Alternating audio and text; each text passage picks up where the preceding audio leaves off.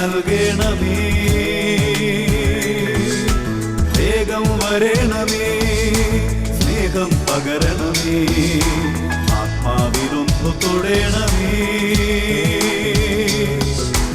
ആരാധനയൻ യേശുവേ, ഹല്ലേലൂയ മാറാനാഥാ, ഹല്ലേലൂയ മാറാനാഥാ. Come, Lord Jesus. ഹല്ലേലൂയ, ഹല്ലേലൂയ. യേശുവേ ആരാധന, യേശുവേ ആരാധന, യേശുവേ സ്തോത്രം. യേശുവേ സ്തോത്രം. ദൈവവചന ശുശ്രൂഷയിലേക്ക് യേശു ക്രിസ്തുവിൻ്റെ അത്ഭുത നാമത്തിൽ സ്വാഗതം. Hallelujah, hallelujah. പ്രിയപ്പെട്ട സഹോദരങ്ങളെ, വിശുദ്ധ മർക്കോസിന്റെ സുവിശേഷം 16-ാം അധ്യായം 20-ാം വാക്യം.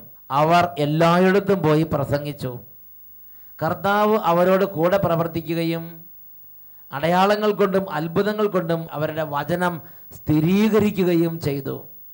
ഈ വചനം ഈ കാലഘട്ടത്തിൽ കർത്താവ് മാറ്റമില്ലാതെ നിവർത്തിക്കുന്നത് അച്ഛൻ നിരവധി തവണ കണ്ടിട്ടുണ്ട്.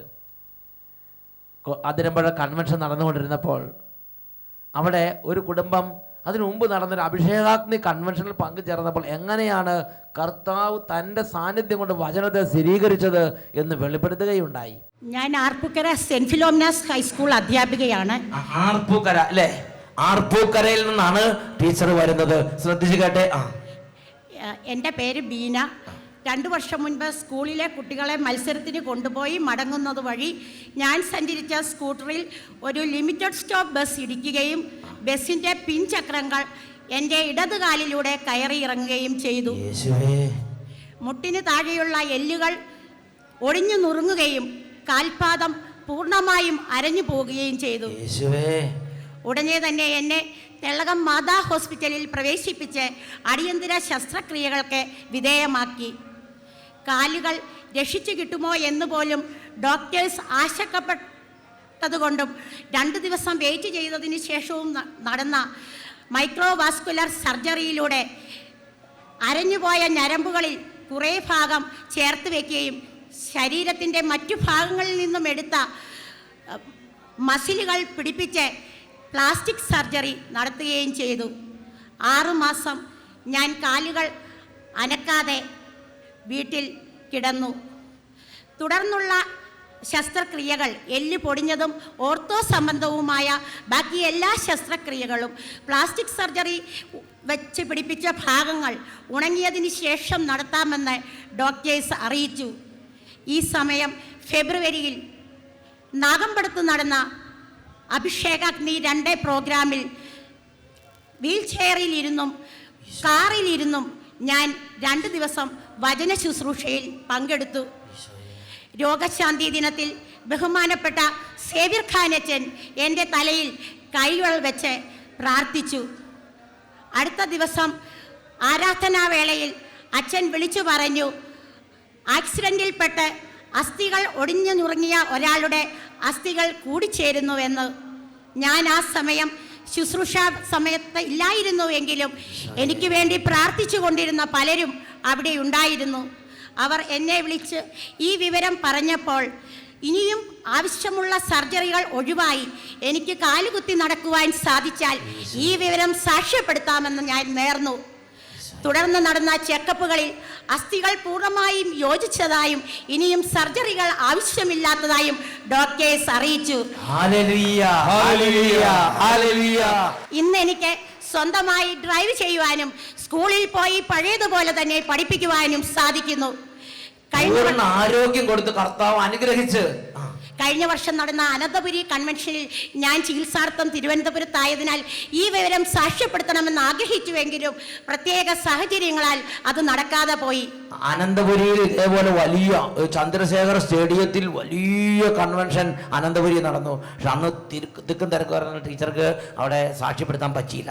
പക്ഷെ കർത്താവ് സ്വന്തം നാടായ അതിരമ്പുഴയിൽ തന്നെ ഈ സാക്ഷ്യം അറിയിക്കുവാൻ സാധിച്ചത് ദൈവം എനിക്ക് തന്ന വലിയ ഒരു അനുഗ്രഹമായി ഞാൻ അതിരമ്പുഴ പള്ളിയങ്കണമാണ് ഈ ഒരു സാക്ഷ്യം പ്രഖ്യാപിക്കാൻ വേണ്ടി നിശ്ചയിച്ച സ്ഥലം. Praise the Lord. Praise the Lord. ടീച്ചറെ ഇനിയും കർത്താവ് അനുഗ്രഹിക്കും. സൗഖ്യം പരിപൂർണമായി കൊടുത്തു. സ്വന്തമായി നടക്കാം, സ്റ്റെപ്പ് കയറാം, വാഹനം ഓടിക്കാം.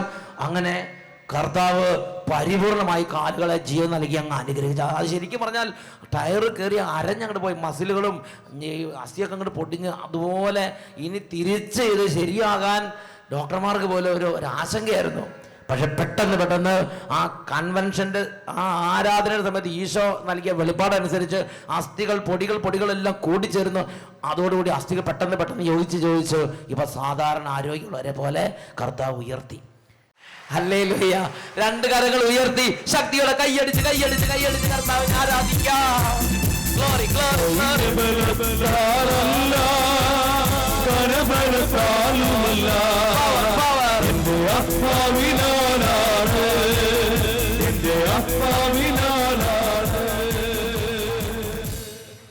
ഹല്ലേലൂയ.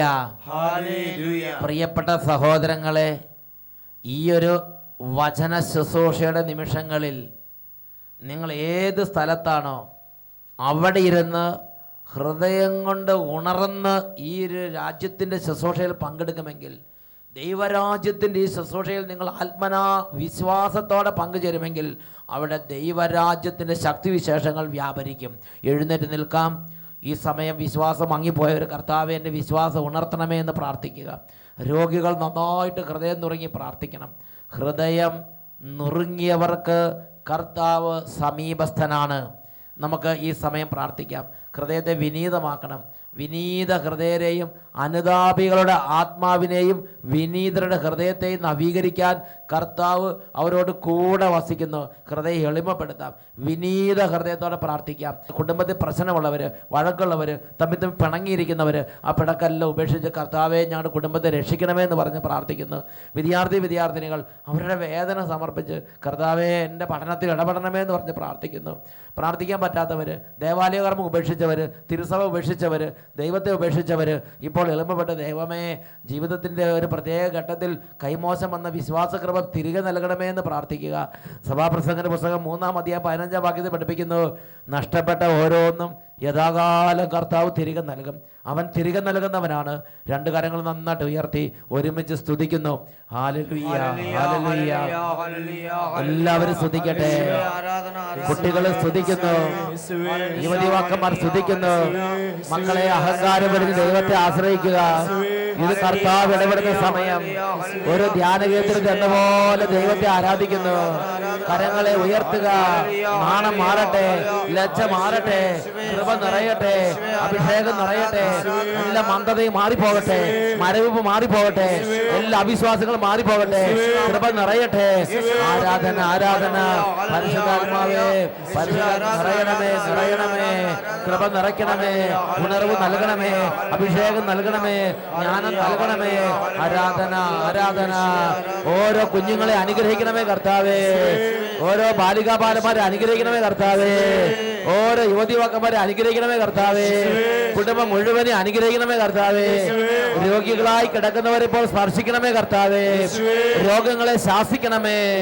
എല്ലാ പീഡകളെയും അവിടുന്ന് ബന്ധിക്കണമേ. ആരാധന ആരാധന. യേശുവേ ആരാധന ആരാധന. Glory glory glory glory glory. ആരാധന ആരാധന. യേശുവേ ആരാധന ആരാധന. ഈശോയുടെ അത്ഭുത നാമത്തിൽ ഈ കുടുംബാംഗങ്ങളെയും ഈ സമൂഹത്തെ ആശീർവദിക്കുന്നു, ഇപ്പോഴും എപ്പോഴും എന്നേക്കും. ആമേൻ. ആമേൻ. ആമേൻ. Praise the Lord. Praise the Lord. നമുക്കിരിക്കാം.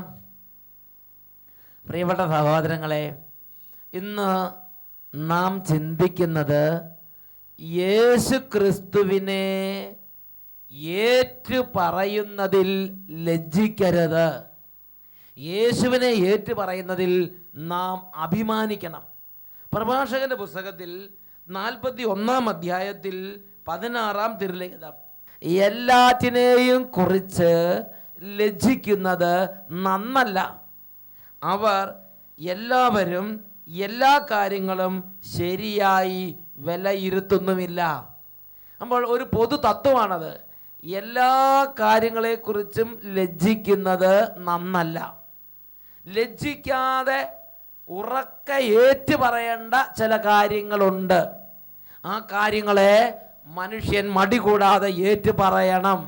Price the Lord. Praise the Lord. ഉറക്കെ പറ ഹല്ലേലൂയ, Hallelujah. ഹല്ലേലൂയ. Hallelujah. ഇതിനെക്കുറിച്ച് വിശുദ്ധ ലിഖിതത്തിൽ വിശുദ്ധ മർക്കോസിന്റെ സുവിശേഷം 8-ാം അധ്യായം 38-ാമത്തെ തിരുലിഖിതം, പാപം നിറഞ്ഞതും അവിശ്വസ്തവുമായ ഈ തലമുറയിൽ എന്നെക്കുറിച്ചോ എൻ്റെ വചനങ്ങളെക്കുറിച്ചോ ലജ്ജിക്കുന്നവനെ പറ്റി മനുഷ്യപുത്രനും തൻ്റെ പിതാവിൻ്റെ മഹത്വത്തിൽ പരിശുദ്ധ ദൂതന്മാരോട് കൂടെ വരുമ്പോൾ ലജ്ജിക്കും.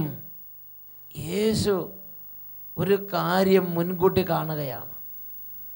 യേശു ക്രിസ്തുവിനെ കുറിച്ച് ലജ്ജിക്കുന്ന ആളുകൾ, യേശു ക്രിസ്തുവിൻ്റെ വചനങ്ങളെക്കുറിച്ച് ലജ്ജിക്കുന്ന ആളുകൾ, യേശു ക്രിസ്തുവിൻ്റെ സഭയെക്കുറിച്ച് ലജ്ജ തോന്നുന്നവർ, ഞാൻ സഭയിലെ അംഗമാണ്, ഞാൻ സഭയിലെ മെമ്പറാണ്, ഞാൻ സഭയിൽ ആരാധനയ്ക്ക് പോകുന്നു എന്ന് പറയുന്നതിൽ ലജ്ജ മൂടി അത് പറയാതിരിക്കുന്ന ആളുകളെ യേശു മുൻകൂട്ടി കാണുകയാണ്.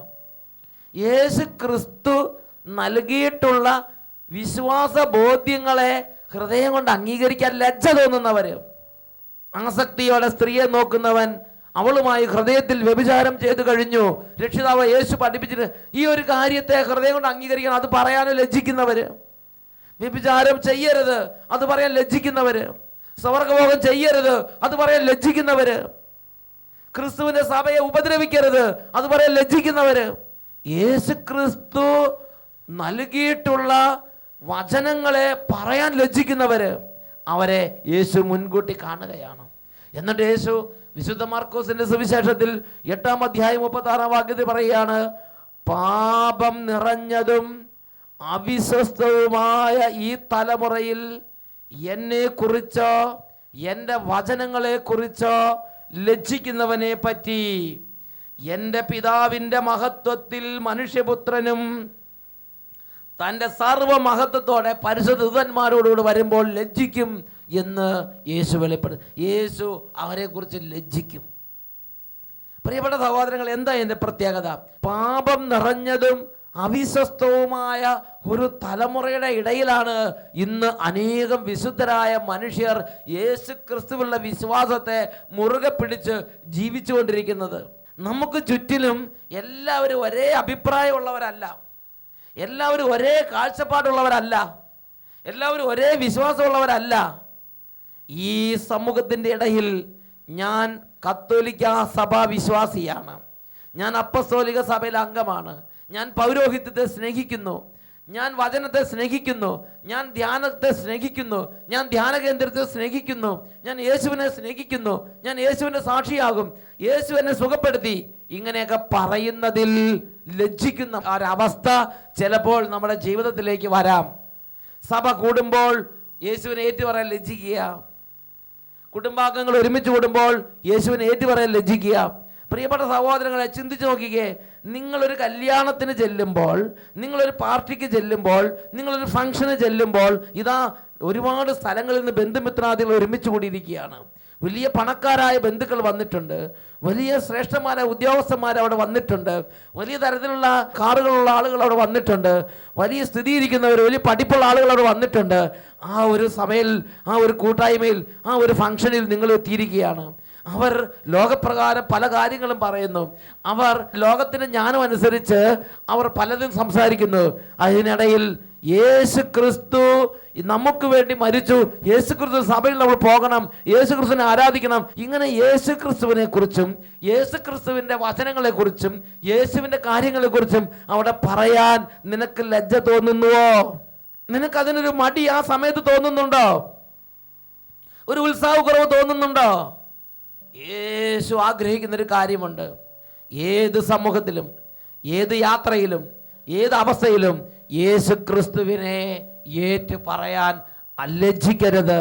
യേശുവിനെ ഏറ്റു പറയുന്നതിൽ ലജ്ജിക്കരുത്. ഇത് കർത്താവ് ഹൃദയപൂർവ്വം ആഗ്രഹിക്കുന്ന ഒരു കാര്യമാണ്. Hallelujah, hallelujah. പ്രിയപ്പെട്ട സഹോദരങ്ങൾ, ഈ അടുത്ത കാലത്ത് അച്ഛനൊരു യുവാവിനെ പരിചയപ്പെട്ടു. ആ യുവാവ് എന്നോട് പറഞ്ഞത് എങ്ങനെയാണ്? ചെറുപ്പത്തിൽ വേദപാഠം പഠിച്ചു, അതിനുശേഷം ധ്യാനം കൂടി, ഹൃദയം കർത്താവിന് സമർപ്പിച്ചു. അങ്ങനെ അദ്ദേഹം ഒരു ജോലിയിൽ പ്രവേശിച്ചു. ആ ജോലിയിൽ അദ്ദേഹത്തിന് പലതരത്തിലുള്ള വിശ്വാസ പരീക്ഷണങ്ങളുണ്ടായി. അതിൽ പ്രധാനപ്പെട്ട ഒരു പരീക്ഷണം ഞായറാഴ്ച ദേവാലയത്തിൽ പോകുന്നതിൽ തടസ്സം, ഞായറാഴ്ച ജോലി ചെയ്യണം. രണ്ടാമത്തെ തടസ്സം കടമുള്ള ദിവസങ്ങൾ, ഓഗസ്റ്റ് 15 അങ്ങനെയുള്ള കടമുള്ള ദിവസങ്ങൾ, ആ ദിവസങ്ങളിൽ ലീവ് കിട്ടുന്നില്ല, ദേവാലയത്തിൽ പോകാൻ സമ്മതിക്കുന്നില്ല. പ്രിയപ്പെട്ട സഹോദരങ്ങളെ, ആ വ്യക്തി അതിൻ്റെ തൊട്ട് മുകളിലുള്ള ഓണേഴ്സിനോട് പറഞ്ഞു, അതിൻ്റെ മാനേജേഴ്സിനോട് പറഞ്ഞു, ഞാൻ ഒരു വിശ്വാസിയാണ്, ഞാൻ ഒരു ക്രിസ്ത്യാനിയാണ്, എനിക്ക് ദേവാലയത്തിൽ പോകണം, എനിക്ക് ഞായറാഴ്ച ലീവ് വേണം, എനിക്ക് ഓഗസ്റ്റ് 15 എനിക്ക് കടമുള്ള ദിവസമാണ്, എനിക്ക് പള്ളിയിൽ പോകണം, എനിക്ക് ലീവ് വേണം. അപ്പോൾ ആ മാനേജർ പറഞ്ഞു, ഞാനും ഒരു ക്രിസ്ത്യാനിയാണ്, നീ അതിന് ശാഠ്യം പിടിക്കരുത്, നീ മര്യാദയ്ക്ക് ജോലി ചെയ്യും, ഇവിടെ ജോലി കിട്ടാൻ തന്നെ ഒരുപാട് പേര് പ്രയാസപ്പെടും, നീ ജോലി ചെയ്യണം, നീ ഈ സമയത്ത് ക്രിസ്ത്യാനിയാണെന്ന് പറയരുത്, ഇവിടെ ക്രിസ്ത്യാനിയാണെന്ന് പറഞ്ഞാൽ ഇവിടെ സ്ഥാപനത്തിൽ ജോലി നിൽക്കുക അത്ര എളുപ്പമല്ല. പ്രിയപ്പെട്ട സഹോദരങ്ങളെ, ഈ ചെറുപ്പക്കാരൻ അവൻ വേദപാഠം പഠിച്ചവനാണ്, അവൻ സന്ധ്യാപ്രാർത്ഥന ചെയ്യുന്നവനാണ്, അവന് ഹൃദയത്തിൽ യേശു ക്രിസ്തുവിന് സ്ഥാനം കൊടുക്കുന്ന വ്യക്തിയാണ്.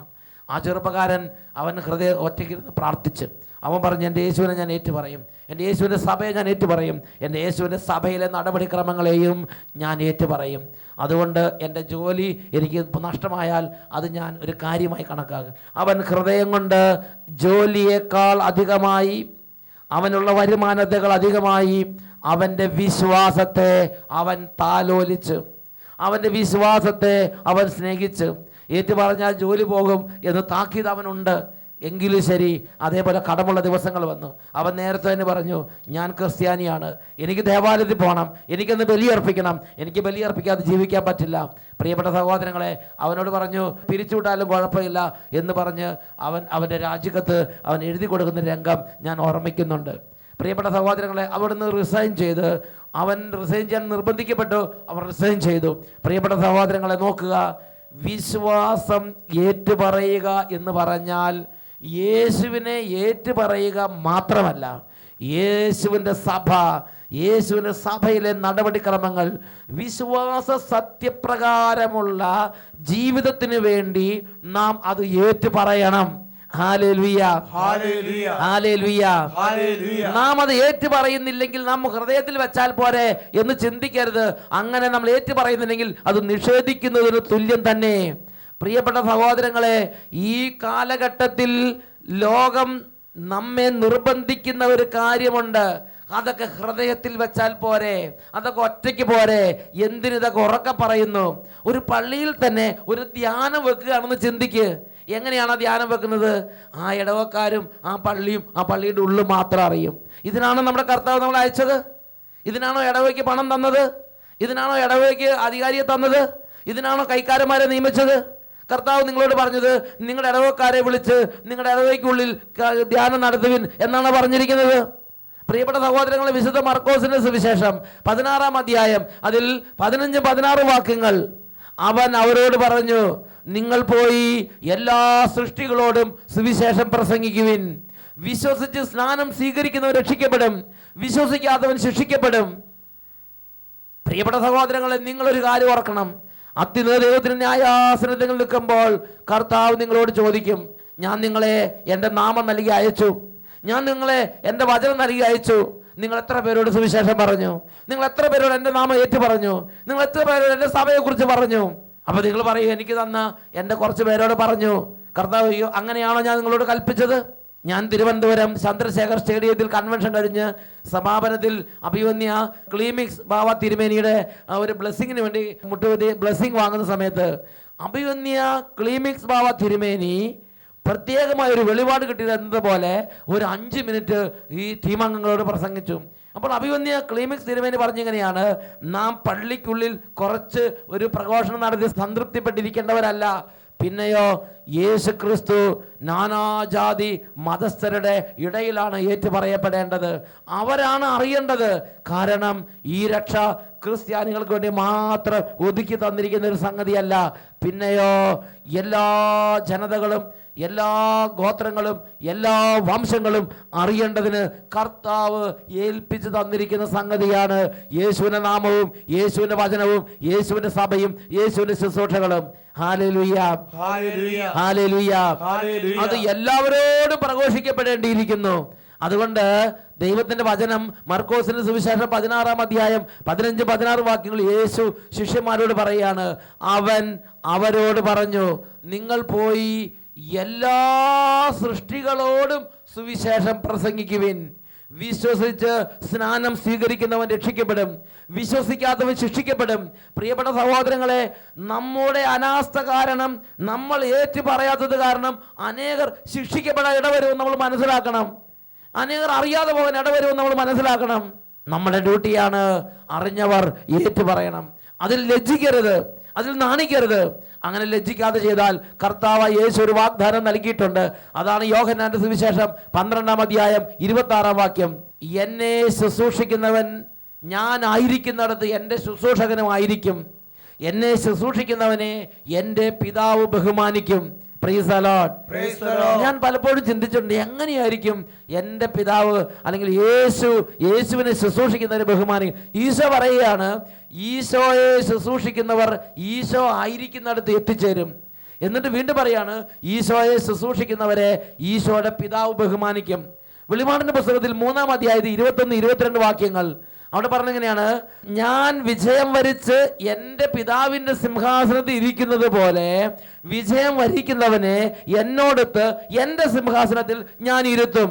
ആത്മാവ് സഭകളോട് പറയുന്നത് എന്തെന്ന് ചെവിയുള്ളവൻ കേൾക്കട്ടെ. പ്രിയപ്പെട്ട സഹോദരങ്ങളെ, പാപം നിറഞ്ഞതും അവിശ്വസ്തവുമായ ഈ തലമുറയിൽ യേശുവിനെ ഏറ്റു പറയാൻ ക്ലേശമുണ്ട്. അങ്ങനെ ആ ക്ലേശമുണ്ടെങ്കിൽ, പരീക്ഷണമുണ്ടെങ്കിലും, ഞെരുക്കമുണ്ടെങ്കിലും, സമ്മർദ്ദമുണ്ടെങ്കിലും അതിൻ്റെ നടുവിൽ യേശു ക്രിസ്തുവിനെ കറയില്ലാതെ നാം തെളിവായി വെളിപ്പെടുത്തണം. അങ്ങനെ വെളിപ്പെടുത്തുമ്പോൾ വരുന്ന ക്ലേശവും പീഡയെല്ലാം സഹിച്ച് പിതാവിൻ്റെ സന്നിധിയുള്ള പ്രതിഫലത്തെ നോക്കി ഈ ഭൂമിയിലൂടെ നമ്മൾ കടന്നു പോകണം. അതുകൊണ്ട് വെളിപാട് 3:21 പഠിപ്പിക്കുകയാണ്, ഞാൻ വിജയം വരിച്ച് എൻ്റെ പിതാവിൻ്റെ സിംഹാസനത്തിൽ ഇരിക്കുന്നത് പോലെ വിജയം വരിക്കുന്നവനെ എന്നോടൊത്ത് എൻ്റെ സിംഹാസനത്തിൽ ഞാൻ ഇരുത്തും. ആത്മാവ് സഭകളോട് പറയുന്നത് എന്തെന്ന് ചെവിയുള്ളവൻ കേൾക്കട്ടെ. Hallelujah, hallelujah. എഴുന്നേറ്റ് നിൽക്കാം.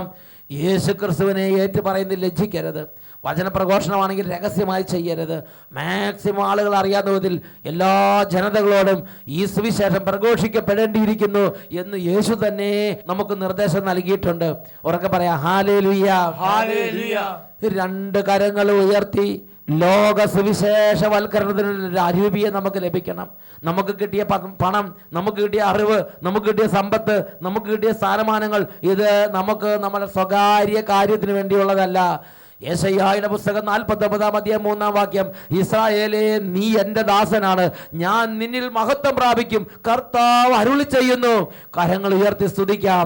Hallelujah, hallelujah. കർത്താവേ, അഭിഷേകം ചെയ്യണമേ. പിതാവേ, അഭിഷേകം ചെയ്യണമേ. ക്ഷീണങ്ങൾ മാറട്ടെ കർത്താവേ. സുവിശേഷത്തിന് ആത്മാവ് നിറയട്ടെ, അത്ഭുത അഭിഷേകം നിറയട്ടെ. ആരാധന, ആരാധന. ഓരോ കുടുംബങ്ങൾ ഉണരട്ടെ, ഓരോ ആത്മാക്കൾ ഉണരട്ടെ. ഇന്നോളം യേശുവിനെ കുറിച്ച് ലജ്ജിച്ച ആരെങ്കിലും ഉണ്ടെങ്കിൽ അവരിൽ നിന്ന് ലജ്ജയുടെയും മൂഢതയുടെയും വഷളത്വത്തിന്റെയും അടിമത്തത്തിന്റെയും അന്ധകാരത്തിന്റെയും അരൂപികൾ വിട്ടുമാറി പോകട്ടെ. കൃപയുടെ അഭിഷേകം, ഉണർവിന്റെ അഭിഷേകം, സാക്ഷ്യത്തിന്റെ ആത്മാവ് നിറയട്ടെ. ആരാധന, ആരാധന, ആരാധന. യേശുവേ, യേശുവേ, യേശുവേ, യേശുവേ. ആരാധന, ആരാധന. യേശുവേ, ആരാധന, ആരാധന. യേശുവേ, ആരാധന, ആരാധന. യേശുവേ, നന്ദി. യേശുവേ, സ്തുതി. യേശുവേ, നന്ദി. യേശുവേ, ആരാധന. വിശുദ്ധ മാർക്കോസിന്റെ സുവിശേഷം 16-ാം അധ്യായം 15-16 വാക്യങ്ങൾ. അവൻ അവരോട് പറഞ്ഞു, നിങ്ങൾ പോയി എല്ലാ സൃഷ്ടികളോടും സുവിശേഷം പ്രസംഗിക്കുവിൻ. വിശ്വസിച്ച് സ്നാനം സ്വീകരിക്കുന്നവൻ രക്ഷിക്കപ്പെടും, വിശ്വസിക്കാത്തവൻ ശിക്ഷിക്കപ്പെടും. ഹല്ലേലൂയ, ഹല്ലേലൂയ. ഹല്ലേലൂയ, മറനാഥാ. Come, Lord Jesus.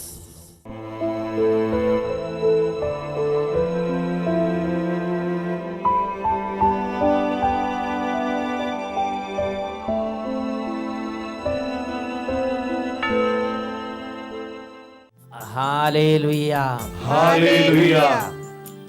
ഞാൻ സ്വർഗത്തിൽ നിന്നും ഇറങ്ങിയ ജീവന്റെ അപ്പമാണ് എന്നരുളി ചെയ്ത രക്ഷിതാവായ യേശു ഇതാ നമ്മുടെ അരികിൽ. ഈ നിമിഷങ്ങളിൽ 2 കരങ്ങൾ ഉയർത്തി യേശുവേ എന്നെ എൻ്റെ കുടുംബത്തെ അനുഗ്രഹിക്കണമേ. ഉറക്കെ പ്രാർത്ഥിക്കാം. ഹല്ലേലൂയ. യേശുവേ യേശുവേ യേശുവേ യേശുവേ യേശുവിന്റെ നാമത്തിൽ വിട്ടുപോകട്ടെ. അന്ധകാരികൾ തകരട്ടെ, പൈശാചികൾ അമരട്ടെ. ഗ്ലോറി ഗ്ലോറി ആരാധന യേശുവേ യേശുവേ യേശുവേ യേശുവേ യേശുവേ യേശുവേ യേശുവേ യേശുവേ യേശുവേ യേശുവേ യേശുവേ യേശുവേ. ഹല്ലേലൂയ മറനാത്ത. Come, Lord Jesus.